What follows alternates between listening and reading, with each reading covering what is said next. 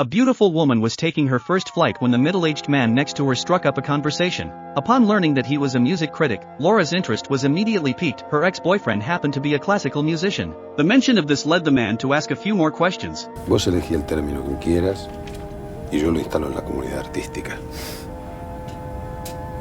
Pasternak.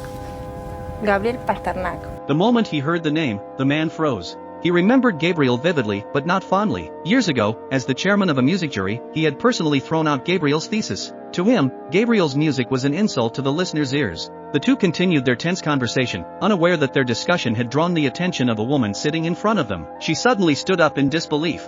"This coincidence is simply unbelievable," she said. It turned out she had been Gabriel's elementary school teacher, one who had criticized him frequently. Hearing this, a curly-haired man in the front row turned around.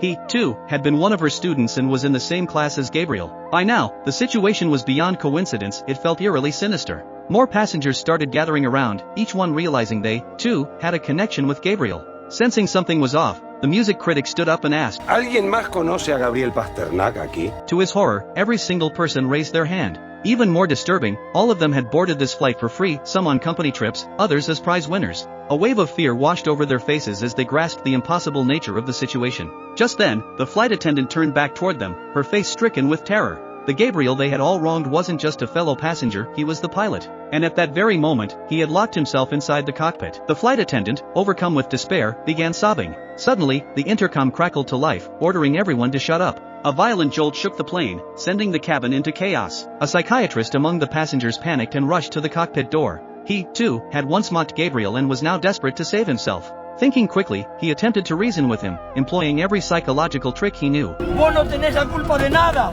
Vos sos la víctima de esta situación. Te lo digo lisa y llanamente. Los que te arruinaron la vida fueron tus padres. At that moment, the plane began a rapid descent. It was completely out of control. Far below, Gabriel's parents sat in their garden, reading peacefully. They never saw it coming. A massive shadow loomed overhead, then, the plane crashed down upon them. Not a single soul survived.